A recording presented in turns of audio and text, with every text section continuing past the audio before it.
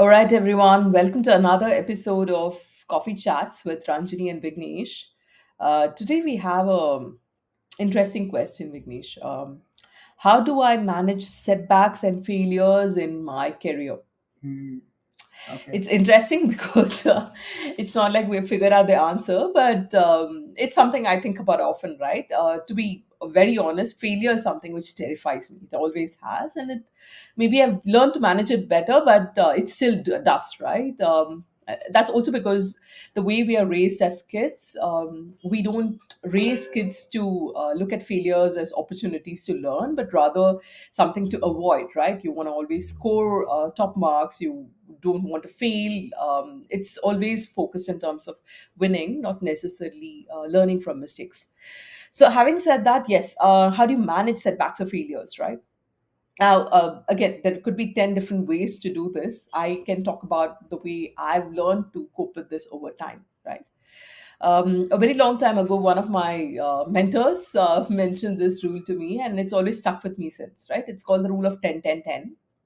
So he used to say that when you face a failure, and again, failure setbacks is a very subjective term. It could be different things, right? For me, even doing something which was not up to mark, that would be a huge thing which I'll have sleepless nights over, right? So even that in itself I would consider a setback.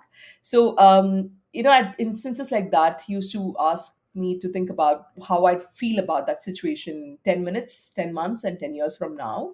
And if you think that 10 years from now, it's not going to really embarrass you as much, or it's not something which you would worry you as much, you shouldn't be worried about it now, right?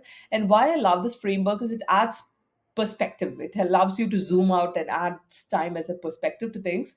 Uh, then I can't think of many things which you would continue to worry about like 10 years down the line, right?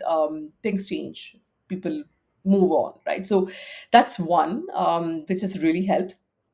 Two, the way you think about it, right? Again, I think there was one of these TED talks I remember watching, which highlighted research that stress in itself, which comes from failures or setbacks, isn't really a challenge, but the way we think about and respond to stress, that is the challenge, right? So if you look at stress in a more positive way, it could actually help you. It could help you to become a better version of yourself. But the way we think about stress is, we have a negative connotation to it. We tend to go within ourselves. We tend to look at it in a negative aspect, and that is what adds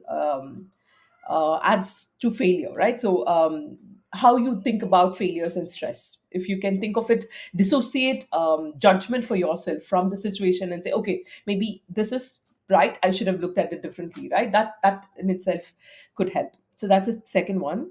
And third, I think this specifically for me is, see, if you have one thing as your life's goal, right, like this is my life's goal, then if you fail at it, you tend to make it your entire life, right? You're like, oh my god, I failed at that one thing which I was doing.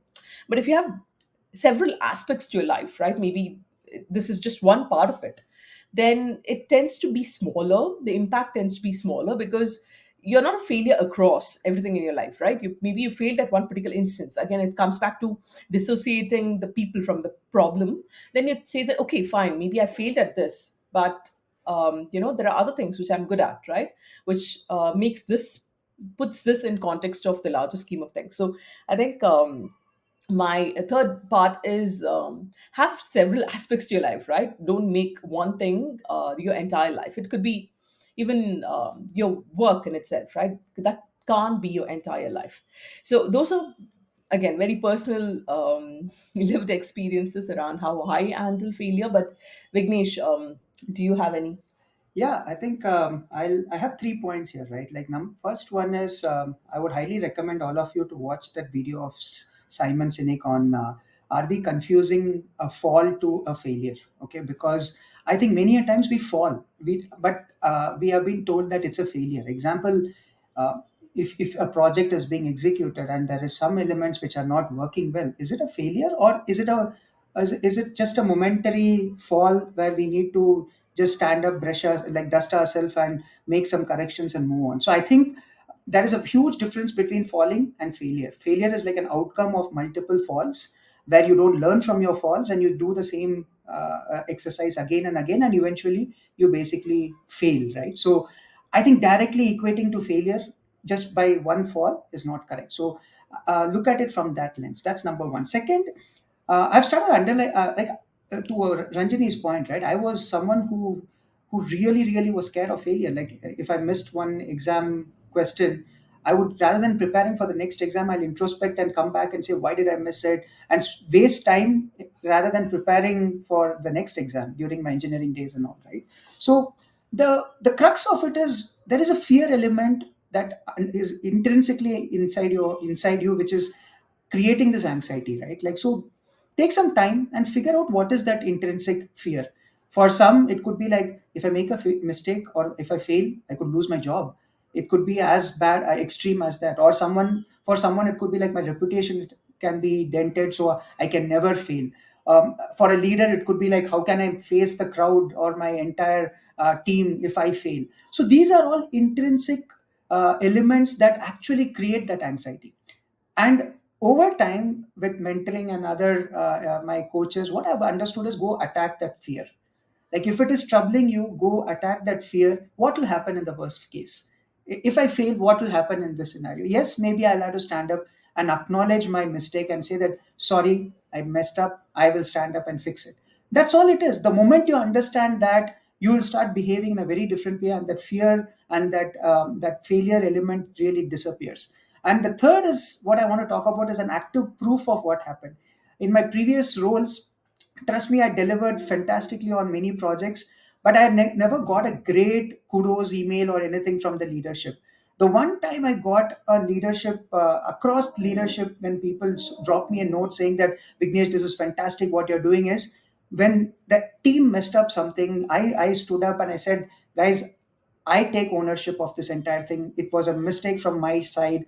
I own up for this. I will fix it, and I'll come back and tell you all what was broken and why it was broken.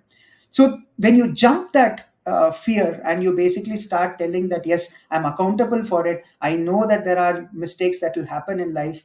I will fix it. I'll not run away from it. That's when people start acknowledging that this is something that isn't going in the right direction. It's not about failing or falling. It's about how you react after you fall. Like if you're embarrassed, you're going to hide your face somewhere. You're not going to be setting looked up like a leader, right? Just acknowledge it. It's okay. It happens with everyone. So that's my three elements that I wanted to talk about, Ranjini. Yeah. Yeah, again, a very deep topic that way, but trust me, right? It gets better over time, but it does require you to intentionally work on it, much like most things in life. So, with that, thanks a lot. Let us know if there are other questions you'd like for us to address, and talk to you again in another episode of Coffee Chats. Take care.